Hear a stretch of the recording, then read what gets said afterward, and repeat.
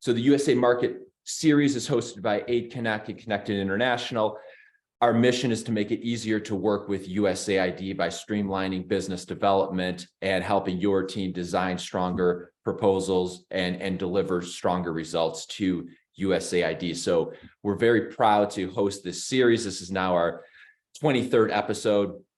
And today we'll be talking about Ukraine and the reconstruction and how your organization can support this. It's an issue that's very close to me. We actually have 3 former Peace Corps volunteers from the region. I was in Peace Corps in Ukraine about 20 years ago and have been following the developments of the country very closely since then. And Mike, in a second here, will get us started by sharing an update on what's happened over the last decade or so and what the current situation is now.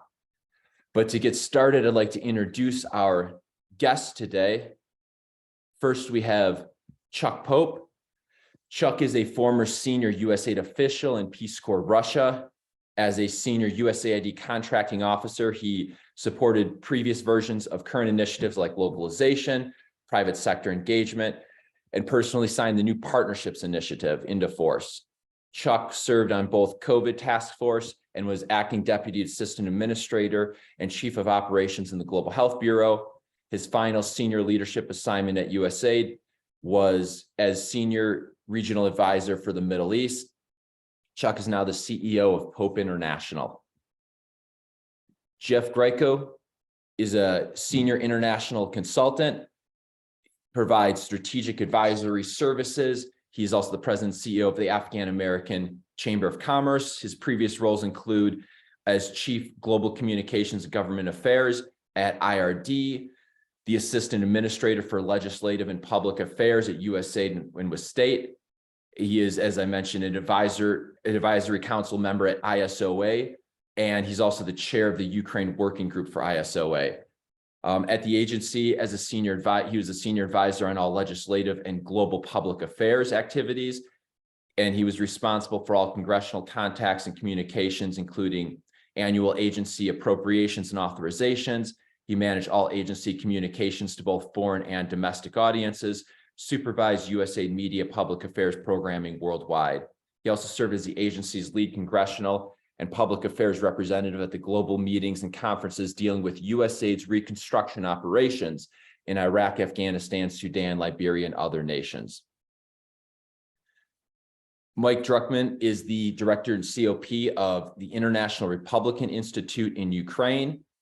Mike currently oversees IRI's multi-donor portfolio of programs in Ukraine, which includes support of nationwide public opinion surveys. And it'll be interesting to get your insight on some of the recent ones your team has done, political party strengthening, and supporting democratic governance through engaging local municipalities. Previously, he served as the resident program officer for Ukraine, working with IRI's Crimea office and local governance programs. He has observed every election in Ukraine since October 2010. He also regularly writes on issues facing Ukraine and the Black Sea region in Business Ukraine magazine, the Atlantic Council's Ukraine Alert, Kyiv Post, and Ukrainian Truth. And he is a former returned Peace Corps volunteer for Turkmenistan. Again, we shared all the contact information. Feel free to message anyone on LinkedIn. But with that, I want to turn it over to our guests and learn as much as we can over the next hour. So, Mike, if we could start with you, could you share a bit of your a bit of the overview of what's been going on last decade or so and what the situation is like now in Ukraine? Sure. Well, thank you, Mike. Thank you, everyone. Past decade, going back, let's say, to Euromaidan, really it's been the story of 2 big reforms that have been ongoing and that have slowly taken hold across the country. 2 reforms actually that USAID's been very much behind, and one of the driving forces of. One has been the decentralization of authority in Ukraine. So we went from a system of government in Ukraine prior to the Euromaidan revolution in 2014, where things were very centralized. We had a president that could appoint regional governors. We had mayors who had actually very little tax and spend authority. In fact, their budgets were determined by the presidentially appointed governors.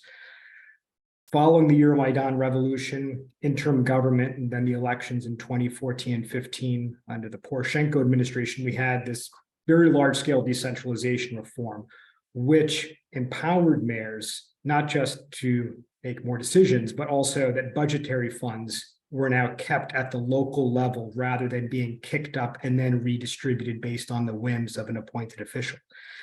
So what you started to see during, let's say, the period from 2015 right up until 2019 and the amazing elections that we had here, the green wave when President Zelensky and servants of the people were elected, was year on year, trust and confidence in Ukrainian cities and local governance went up and up each year. And this wasn't just in Western Ukraine, which had greater connections to Europe and maybe a little bit more plurality when it came to local political parties, but in fact, the city of Mariupol, which today really doesn't exist anymore. But that city went from being in the bottom third of 22 Ukrainian cities that we would rank year on year through our National Municipal Opinion Public Survey tool to being in the top 5 of cities. So you had cities that were Ukrainian speaking and Russian speaking that both had confidence in their local officials to deliver for them.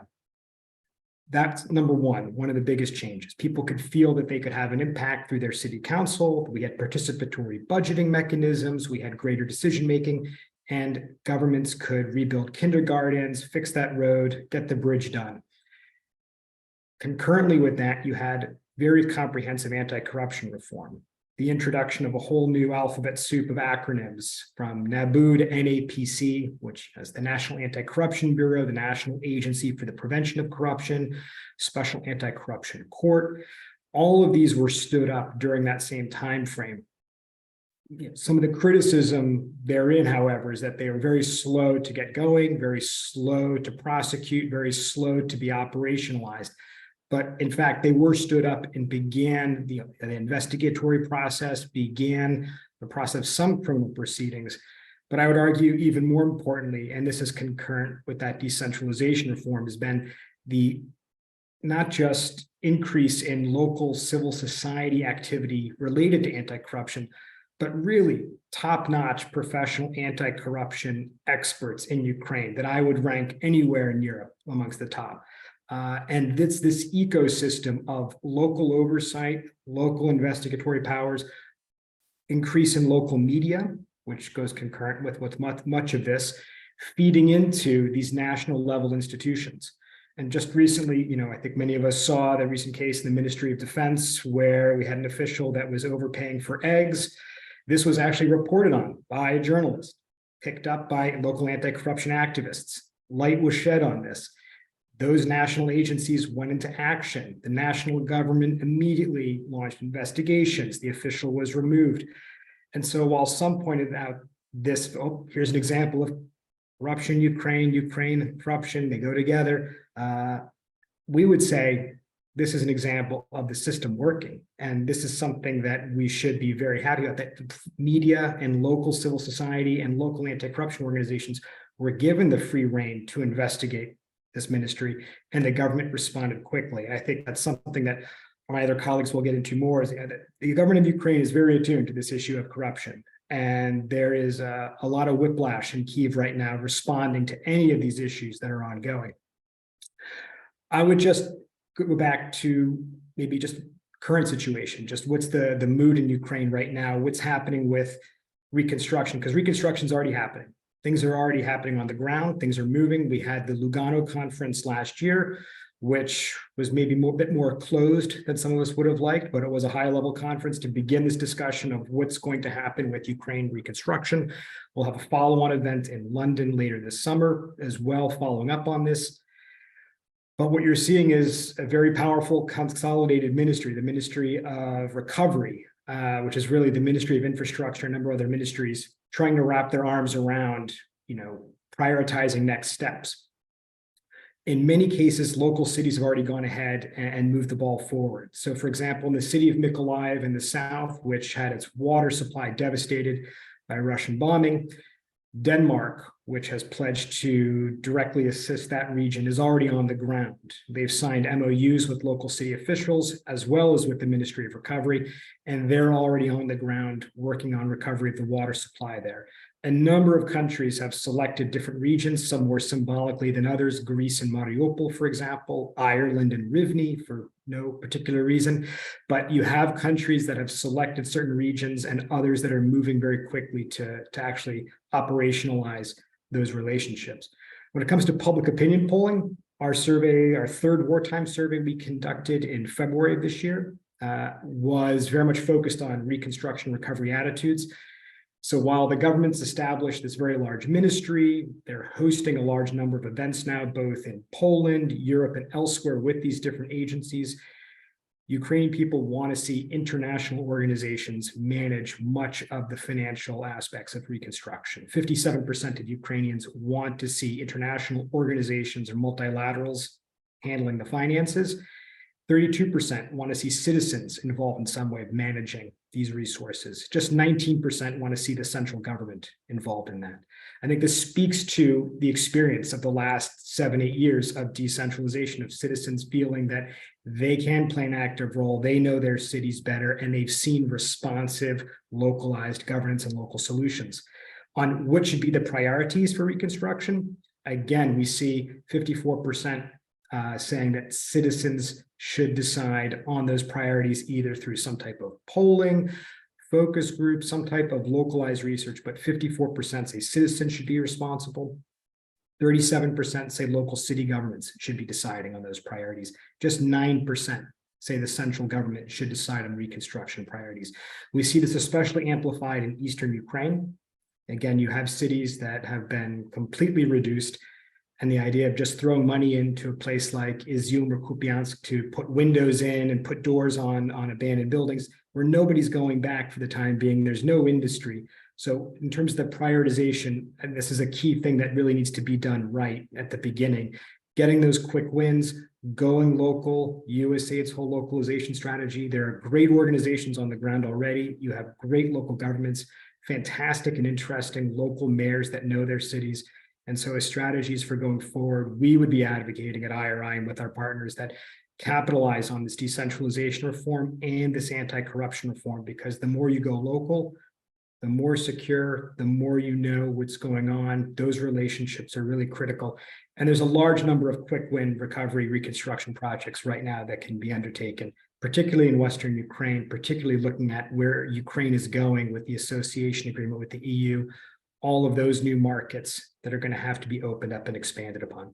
I'll stop there. I'm happy to answer any questions from the Q&A, but thanks again for having me. Great. Yeah, thanks, Mike. And I think what we'll want to get into a bit later is organizations that want to support the reconstruction. Should they be engaged with at the regional level? Should they be engaged with the federal level? Should they be engaged with the bilaterals and the multilaterals? So I think that that'll be interesting to talk about the any recommendations we have on how organizations can go about that. And I think it'd be good to hear more about the London conference you mentioned at the end of this summer. So with this, I'd like to move to Chuck Pope.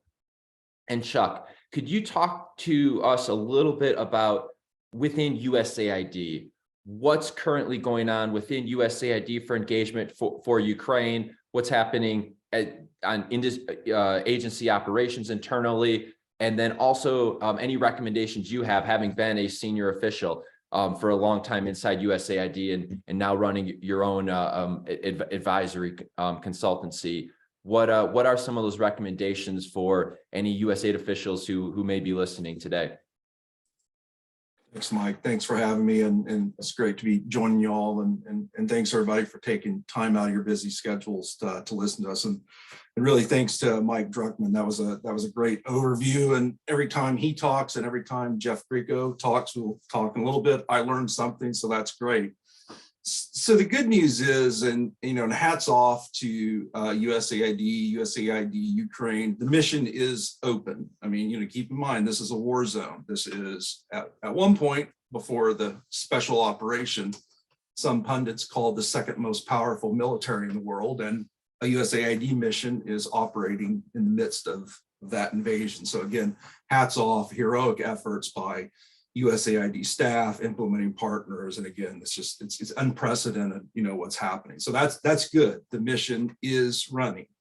The mission is taking care of Ukraine's, in many respects, some of its most important needs.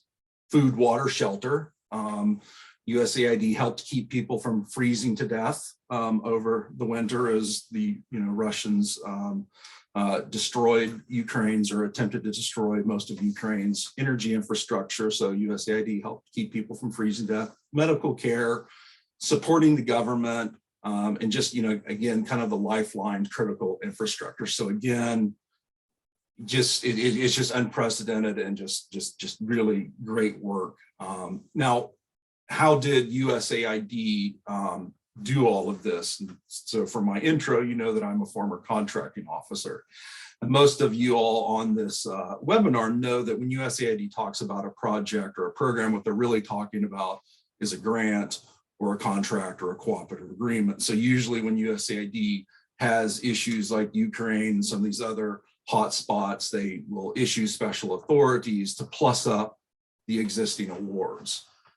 You can only do that for so long. There's what you can do and there's what you should do. Even if you can continue to do that, that's generally not something that's recommended. And I'm going to get to that a little bit later, and maybe Jeff will touch on that as well. But that's sort of how AID made this big surge. And again, it makes sense. Everything's in place. You just kind of funnel more resources through those existing mechanisms. So really, and then what Mike asked me to talk about is what has happened at USAID. I mean, the face of this whole response has been Administrator Samantha Power. This is somebody who appears on the Colbert Report and, really has a lot of star power, no pun intended.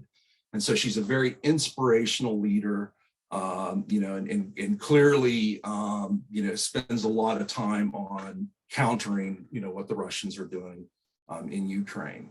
Some of you who know me know that one of my favorite anecdotes, 2021, sort of after she had come on board, I was speaking to one of her political appointees, and I begged this political appointee to please tell Administrator Power that we all support, all the career officers like myself, we all supported her ambitious agenda. We did not have the horses in the stable to execute that ambitious agenda.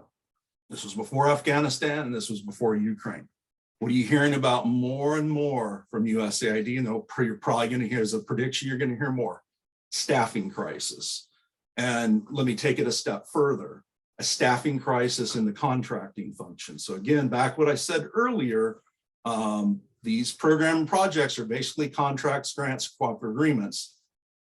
Contracting agreement officers have to issue those. I want to say somebody, it was either publicly or somebody told me about this, but USAID Ukraine's mission director basically, I believe, attributed to him, said to execute all the money that is earmarked for Ukraine, he would need every one of USAID's current contracting officers. And again, that's probably not going to happen. So anyways,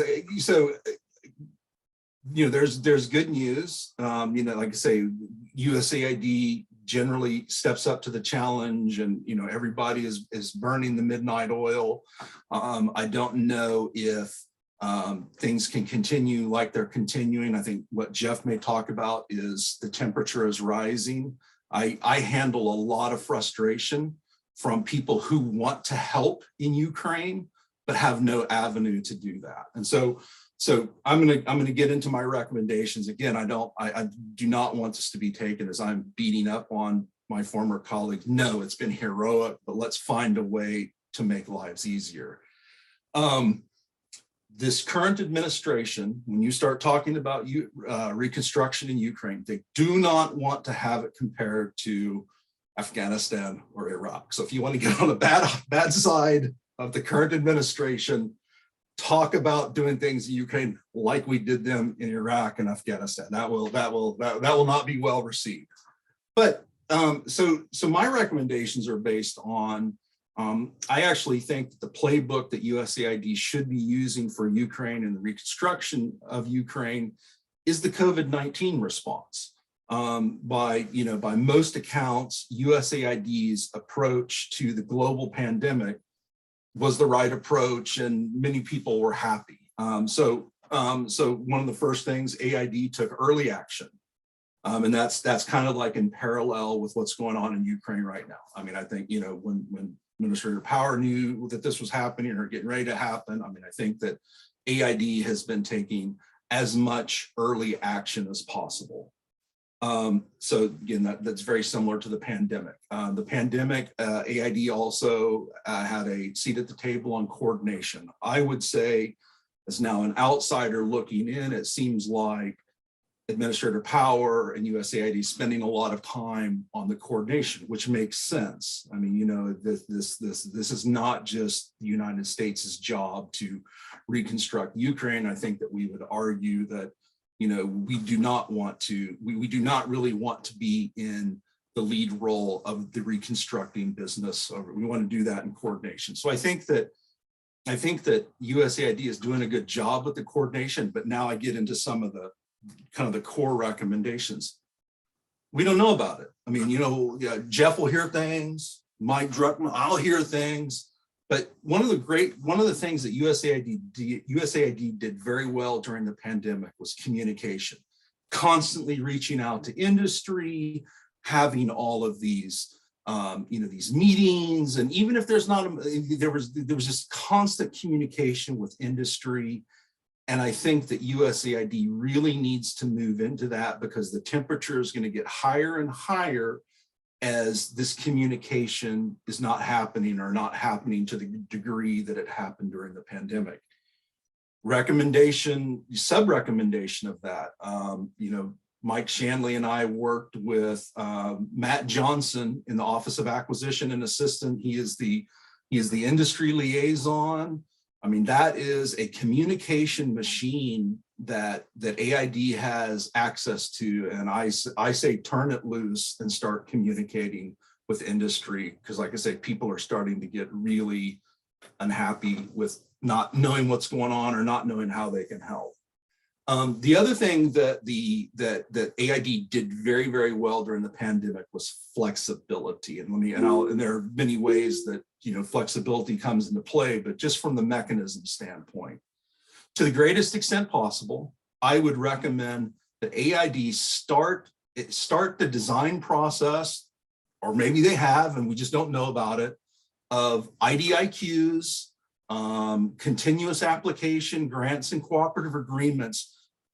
If as in some of the previous reconstructions, it's just a small group of people that have access to this reconstruction and helping with this reconstruction, the temperature is going to go up. And there are some ways, I think, that AID could get ahead of the curve flexibility wise and start putting these IDIQs and start putting these mechanisms in place, giving people something to bid on, as opposed to Chuck, what's going on? Jeff, what's going on? Mike, what's going on? Get some things for people, because we know that this is coming. We know that this is going to happen. And so if AID is perceived, as it sometimes is not being able to move quickly enough with its mechanisms, I think that's not going to bode well for the agency. They can be doing some things now to get ahead of that. Final thing during the pandemic was partnership. I mean, there was a lot of partnership. There was a lot of AID, again, talking to industry, having industry days and things like that. I think that at AID, it's been great. We're partnered with the Europeans, we're partnered with everybody.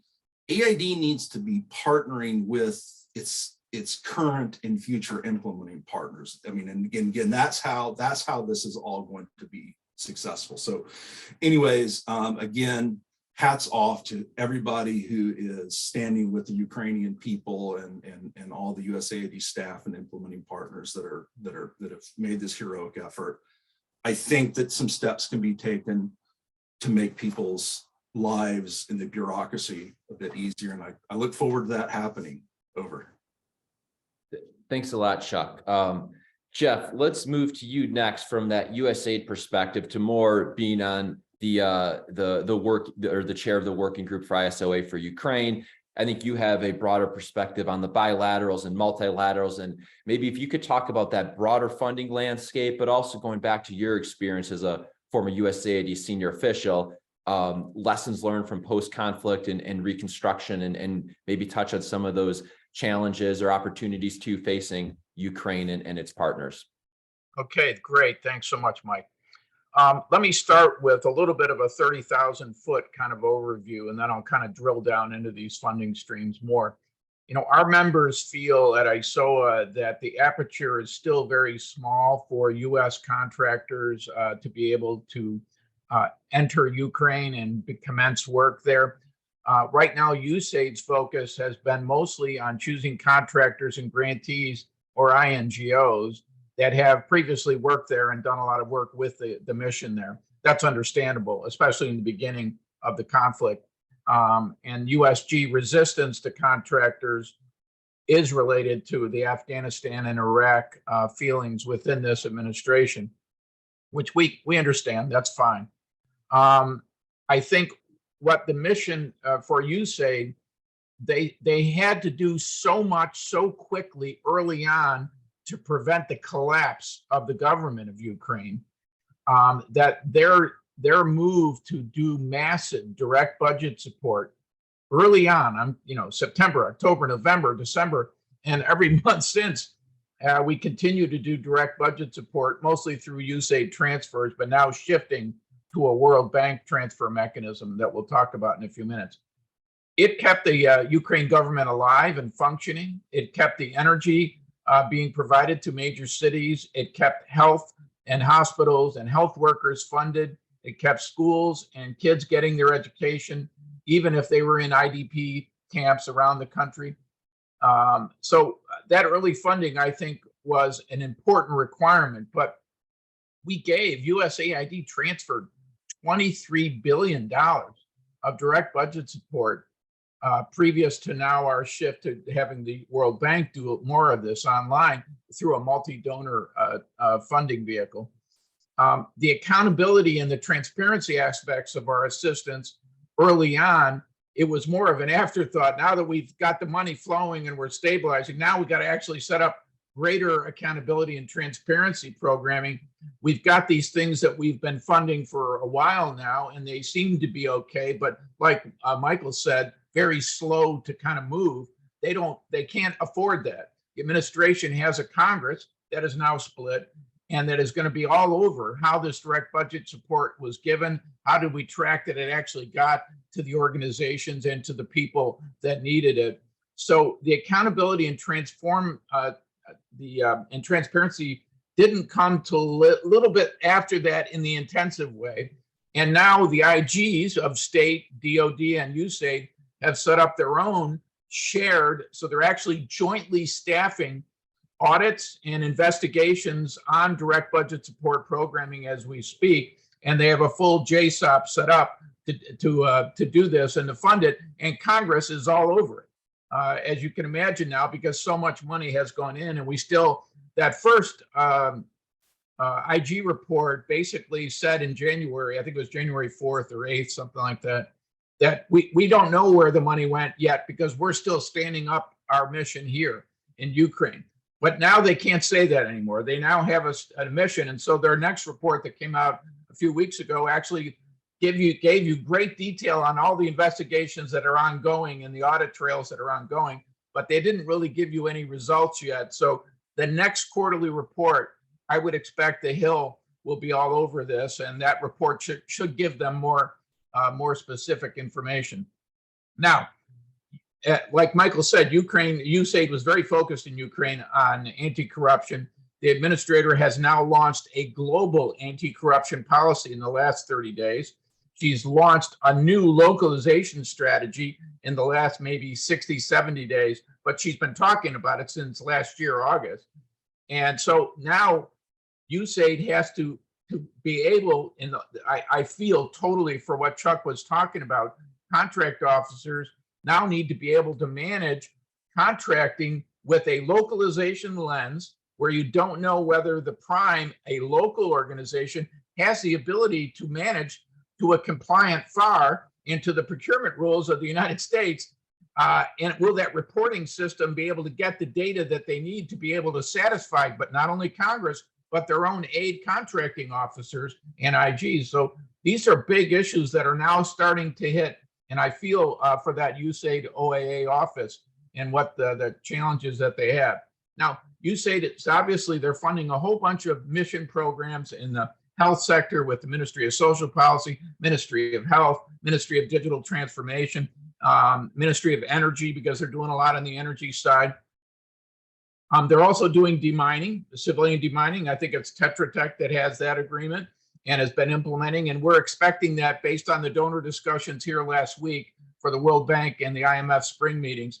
We're expecting demining will get an even stronger increase because you can't start recovery and reconstruction in areas that the Russians have been without undertaking a massive demining effort. Now, what does it mean in terms of strategy overall? So the White House hosted a meeting last week. It was on the 5th of April, actually, a week and a half, 2 weeks ago, with the government of Ukraine leadership. And the focus of that meeting was to intend to get a short list of what the Ukrainian government's priorities are, and then try to narrow down what within each of those priority areas, what funding should be going into that, and how will the Ukrainians manage the accountability, transparency, and anti-corruption aspects of that. So the White House announcement on the meeting's results said that they are putting priorities on, I think, about 6 sector areas. Energy and infrastructure, which they're calling energy infrastructure, civilian demining, critical and social infrastructure. I would take that to mean health and education on the social side, as well as housing and support to their private sector, which I'm taking to mean they need to be doing more on the access to financing for SMEs and women-owned organizations and entrepreneurs, things like that. So they came out of that meeting and announced these priority areas. And the World Bank and the IMF meeting that took place as well last week, their spring meeting, it basically took all those priority areas and said, well, here's how we in the bank and the IFIs are going to start implementing, and they already are implementing, obviously, in Ukraine. So at the bank meeting, the IMF started, and the IMF voted to approve about 15.6 billion for the extended credit facility, the EFF, for Ukraine. This is part of their overall package for Ukraine of about 115 billion to support IMF programming inside the country. These are mostly going to be fiscal management, tracking financing and funding, a whole bunch of compliance reporting and things that they need, as well as the macroeconomic and microeconomic requirements that the IMF looks at for the currency stabilization. Then the World Bank announced that they are rapidly increasing the amount of donor support into various funding vehicles. So let me just go through what some of those are so you get an idea, and then we'll talk a little bit about how we as a development community can take advantage of those. So the bank has set up a what they're calling Free Ukraine, which is financing recovery from economic emergency in Ukraine. They've put about 350 million, the donors have, into that already. It'll be composed both of bilateral guarantees and some grant financing. The United States put $1 billion into that immediately.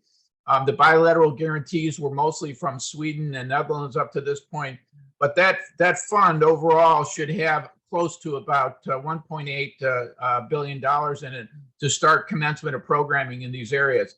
Secondly, they're looking at the bank is looking at public expenditures for administrative capacity and endurance. This is the title, what we call the PEACE program. They call it both project and program, and I'm not sure yet within the World Bank what that differentiation really means, but it includes an emergency public service support fund that they set up for $1 billion. It includes bilateral guarantees from mostly non-US donors of about 1.5 billion. There are bilateral grant financing that's going to go to the Ukrainian government and to various ministries as part of it. The US put about 12.8 billion into this fund, and they announced it. Germany has come in on it too, with only 51 million, Spain about 50 million, Finland about 21 million, and so forth. So you can see the US is definitely going to be looking at the bilateral grant mechanism as their way of being able to fund programming directly within the Ukraine government and have the accountability for it. The next section of World Bank funding is called the Ukraine Relief, Recovery, Reconstruction, and Reform Fund, better known as the URTF. Thank God, we have to have acronyms, right? That's about 379 billion, again, from most of the European donors, but no US participation. The last component I wanted to just mention is there is a health component that the bank has launched as well. They call it the HEAL project, the Health Enhancement and Life Saving Project. That Spain announced last week 100 million in guarantees for that fund. And they've raised another 10 million at the meetings last week. So it's about 110 million for the health sector. And there are a few others as well, independent funding vehicles from Japan and some other lending structures as well. Overall, it comes to, from the bank's work, about $20 billion in mobilized commitments. And so far to date, they've dispersed about 18 billion out to the funds themselves to start work in the country. So you can see the money is flowing from the IFI side. Now, I think it's important to note that USAID is still very worried about the corruption within their direct budget program. So a few days ago, the administrator announced and put a lot of press behind it, a $20 million fund that'll be used to further enhance the oversight and the transparency of all the direct budget support programs in Ukraine, by thinking that what they're going to do is this will affect not only our direct U.S. bilateral support and assistance to Ukraine, but it will also be a USAID safety check on the World Bank's funding of direct budget support to Ukraine as well, as USAID really is the co-partner with the World Bank on all these U.S. funds that have gone into the bank for Ukraine. A couple of takeaways I want to end on this is the chamber event last week, which I thought was a long day of a lot of different comments, but we did learn a lot from it. It wasn't a waste of time. There was a lot of frustration from the German Marshall Fund director, Ms. Conley, because she feels that they have done too many multiple donor meetings and events, and there isn't any action resulting from them, in her words. We're missing the urgency of now and the urgency of recovery and rebuilding, which is what she said.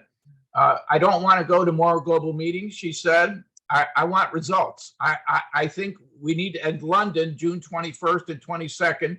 They're calling it the London Ukraine Recovery Conference. I want to see results and no more talking, no more action. We have to get to meaningful programming.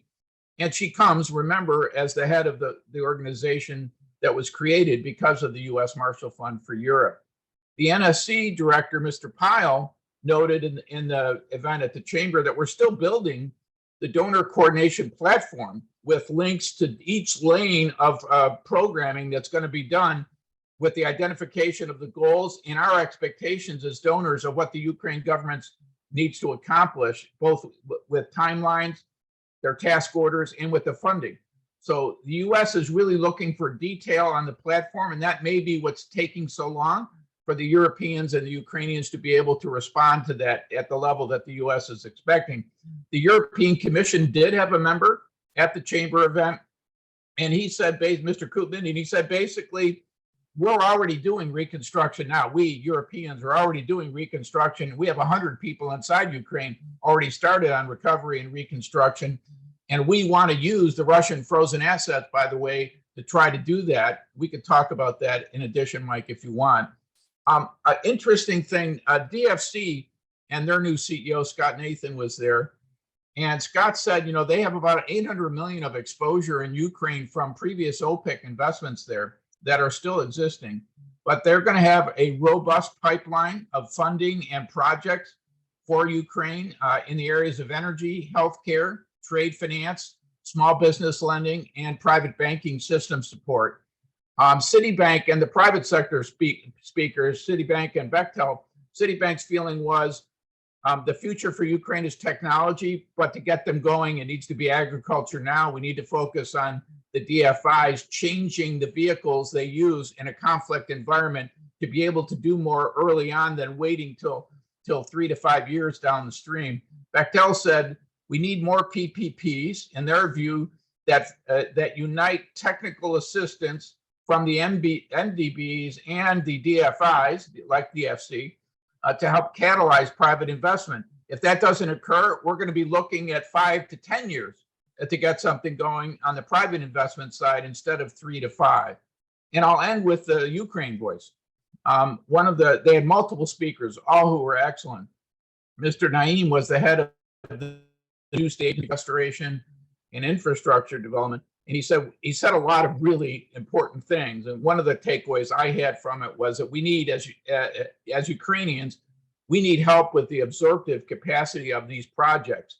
We have very uneven distribution of technical skilled people. Most of them have fled the country. We need them to come back, but they're not going to come back until this bombing is stopped and we can move the country forward. But in the meantime, we need your help in this community to try to help us get things moving until that happens, and hopefully until the war ends soon. And I'll stop there and be happy to go in any direction. Thanks. Thanks a lot, Jeff. And so the next part, I always like to do the so what for organizations. So appreciate everyone. More than 100 people are live right now listening to this. We'll share it with more afterwards. Everyone after this event is going back to their jobs for the most part, doing business development, trying to win additional funding. So what's the so what? And Jeff, let's start with you because you have that broader landscape across aid, the development, or the multilateral banks. What's your so what for an organization of how they can understand, or what should they start doing next, or how can they start finding their fit? What we really focus on is finding that fit within USAID funding, growing your funding. What's your advice to a client that's looking at this, all these different procurement processes and trying to understand where they should best invest their limited business development resources to see where they can fit into the reconstruction? Well, if you're a USAID development implementer or contractor or even a grantee, you should be watching the USAID forecast and watching USAID's public announcements of new RFPs or requests for grants and proposals in specific areas that will follow a lot of their funding streams that they're managing. So first is watching both the mission itself, USAID's mission in Ukraine, as well as the headquarters offices, having relationships with them so you can understand when things are moving. I think that's really important. And then identifying where your best skill sets are going to be. If you are small and don't have previous work in Ukraine, your best way to move forward is to identify a Ukrainian partner that needs your particular niche of expertise and is willing to put in for a prime under the administrator's new localization strategy, where a host government representing organization can be a prime, but maybe with almost a super sub role for those who have expertise in compliance and transparency and reporting on the programs themselves and their implementation. Also, you should be watching what the Ukraine government's priorities are. They will be expected to implement. I mean, this is not, I think it's a really key thing. This is not Afghanistan. Afghanistan had one of the lowest literacy rates in the world.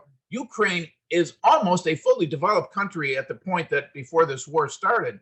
They have an educated populace. They have great technical skills. So your goal is to fit into what those Ukrainian ministries and their implementing organizations need to help them to achieve the success in the programming that they're following.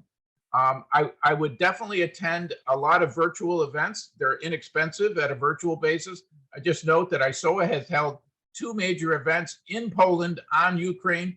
They both sold out. We had over 500 people at the first event. The second event in Rosnow was a much smaller event. We sold it out at 200 people. We're doing another event this year in Warsaw to duplicate last year's event. That'll be in September. These events, you can meet Ukrainian government and partners from Ukraine who are looking for help.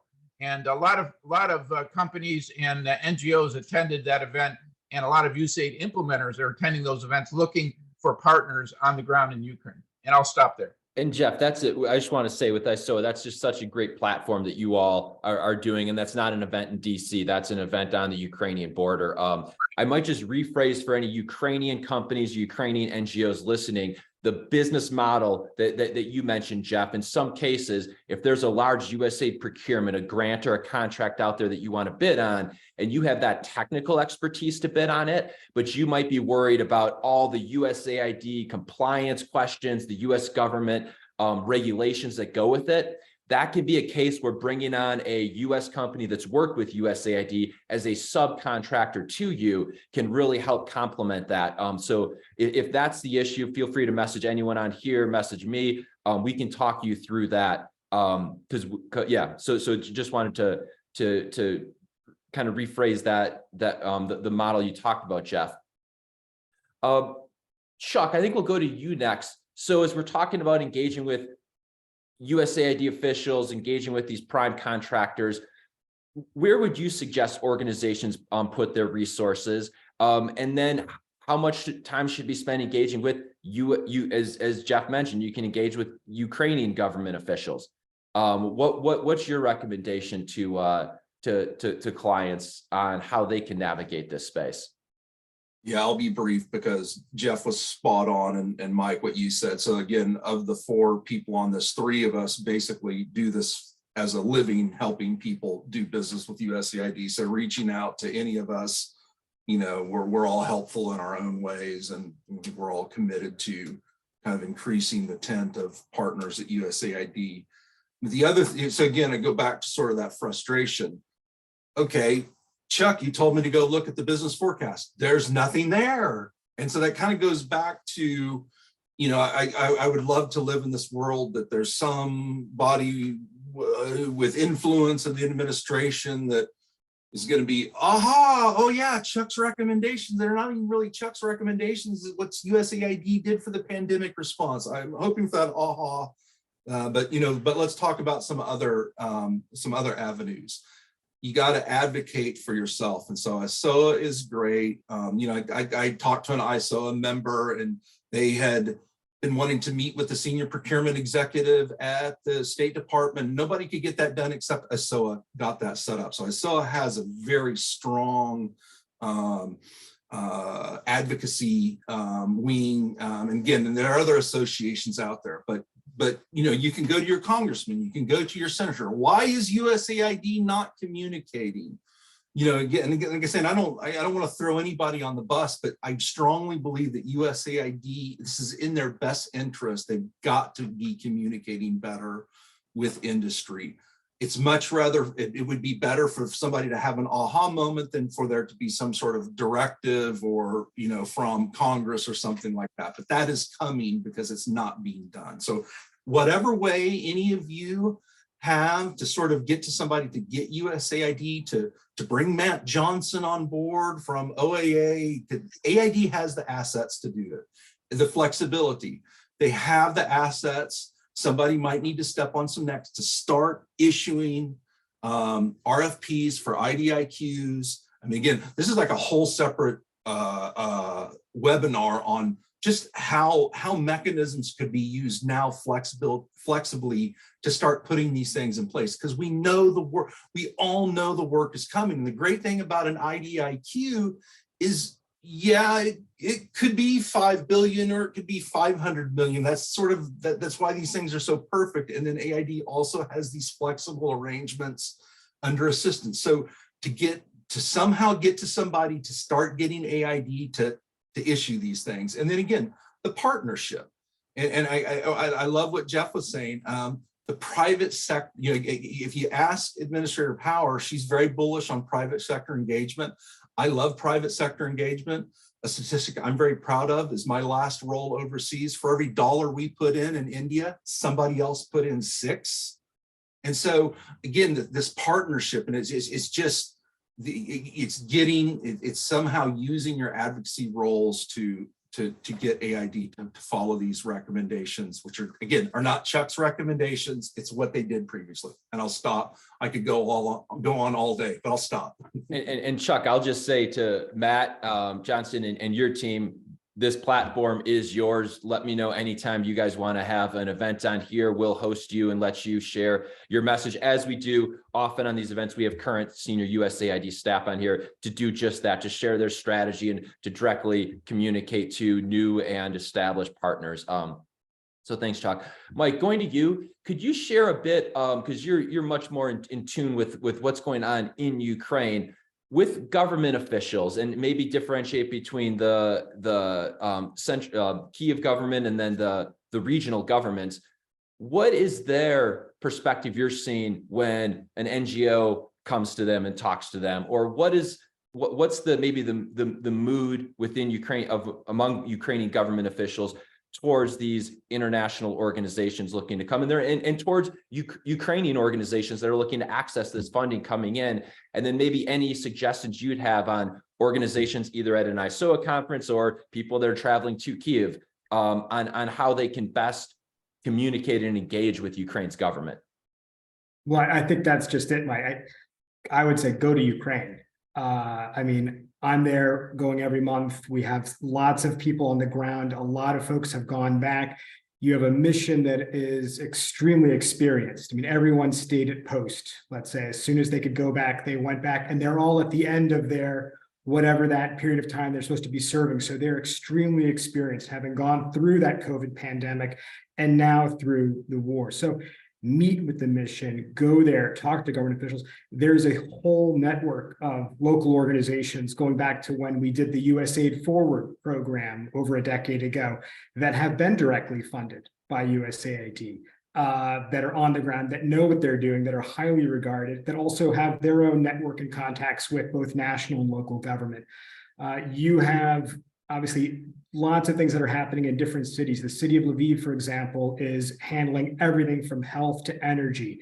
You have other sectors that are under more focus, whether that's in Kharkiv on humanitarian issues, or in water infrastructure in Mykolaiv, Odessa, dealing with agricultural issues. Poland currently now has a blockade on Ukrainian grain. It looks like Romania may put the same thing in place in the near future. So ag is going to be huge over the summer. And also, just because we emerged from winter, and it might be spring, we're not sure yet out here, but winter is going to come again soon. And the infrastructure is in serious situation in terms of having to get this repaired in a year. And we know what Russia's strategy is going to be, having poked around and tried. They're going to use their M&E experts to figure out what to do this winter. So I think nothing beats obviously going to some of these conferences and events, but go to Ukraine, go meet with folks, identify those partners, get a lay of the land, have your people on the ground, because with localization, it's not just about priming, that I think we're going to see a lot of flexibility potentially given to a strong partnership, maybe with, again, a USAID Western lead, but significant role for local organizations. So nothing beats going there. And again, just on the point, this is not Afghanistan, Iraq. This is a nation that's united. Everyone's on the same page. We've never seen, actually, across all these surveys of the last year and a half, Ukraine more united, not just on do they think they're going to win, but we're going into the EU. We want to be part of transatlantic institutions. We have, much older generations in Eastern Ukraine and Southern Ukraine that finally have switched their mind on a lot of these things. And so there's a huge opportunity. I'll just end by saying, keep your eye, though, on political risk going forward. At some point when this is all over, we're going to have elections and a completely different political landscape in the country. So keep paying attention to that as well, because with this new ministry, with all these different officials under this government, things frequently change. And so just being aware of these changes as well is going to be hugely important. Thank you. Great. Yeah, thanks, Mike. So I'll go to one of our questions. It's from one of Konektid's consultants who's leading the strategic work with one of our clients looking at supporting Ukraine reconstruction. And Joe has kind of two questions here. One, I think, is for Chuck. You mentioned the IDQs, and this is actually a question I had while you were talking. There are still many current IDIQs in place. And we've seen that in past rapid response funding opportunities for USAID, maybe an IDIQ or just a current contract or grant in place. It can be easier just to, I think with the COVID team, that it was easier just to push money into current mechanisms. So for partners, should they be looking at who holds current IDIQs that could potentially be leveraged for this, and then engaging with those partners? And then I'll just put the other question here and then kind of let everyone touch on it. While we applaud localization, the concern about the technical and contracting capability of the municipalities and resilience to corruption, should the Agency for Restoration Infrastructure Development have a strong role in implementation? So maybe Chuck, since you were called out, we can let you do the IDIQ, and then Jeff, I saw you nodding. Do you want to maybe address the second question there? So yes, absolutely. There are existing IDIQs. There are a number of IDIQs. Yes,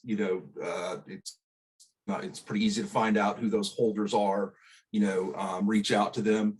Now, one of the things that you also, and I'll try to be brief, you have to sort of understand how the dynamic works at AID. Usually contracting officers at AID are not thinking about, oh gosh, let's run this requirement over here. It's the technical officers that are driving this. So, again, I don't want people to get off this webinar and bum rush the COs in Ukraine, blah, blah, blah, because they're overworked. Everybody's overworked. But again, you want to, the people that are going to be the most powerful people at USAID are not the contracting officers. They're the technical officers that write the requirements. And so you'll want to go to that, that economic growth technical officer, that health technical officer, go with them and say, these are the problems we are seeing. We hold this IDIQ.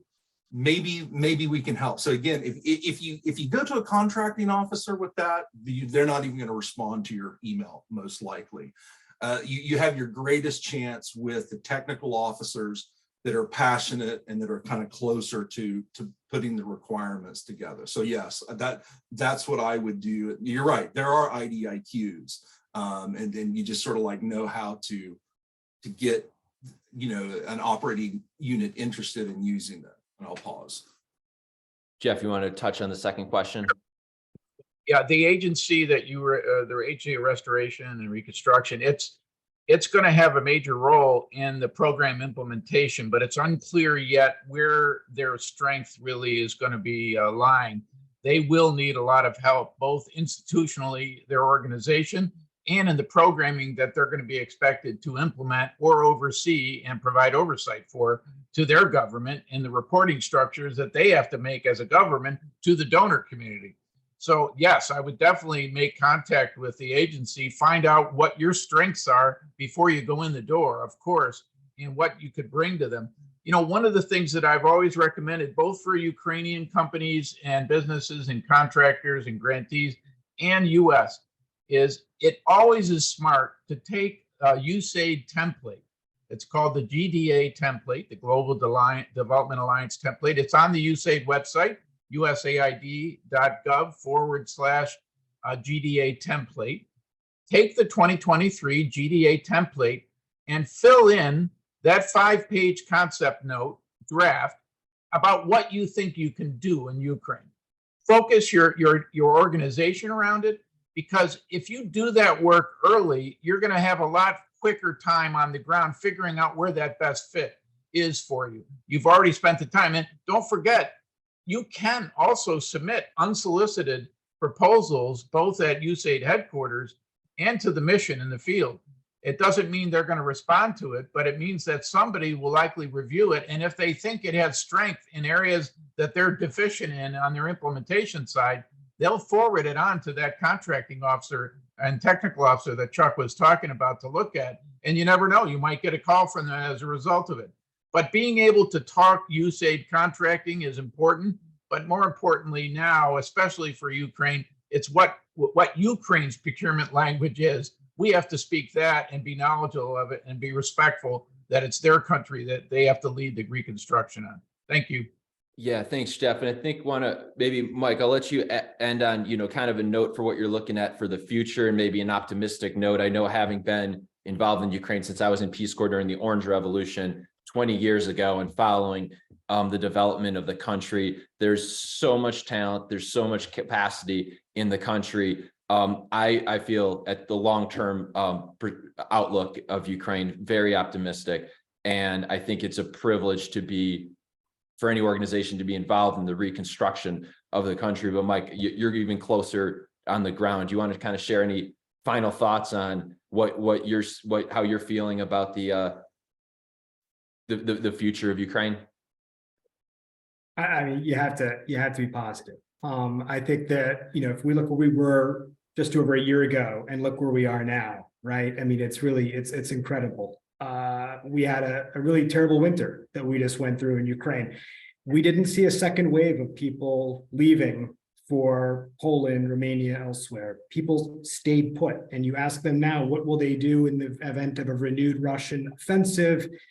They come down from Belarus, what have you, these different scenarios. The number one and number two responses are, I'm not leaving, or I'm going to join the army if I haven't already. So Ukrainians are committed. I think there's a feeling that this really is a seminal moment in remaking Ukraine in a lot of ways.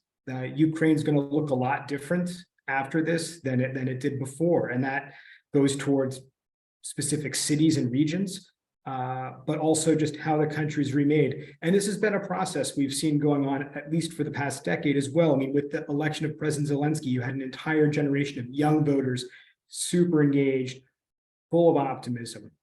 It's going to be a challenge politically to maintain that, going forward. Expectations are so high. Expectations are through the roof that Ukraine's going to get everything back, including Crimea.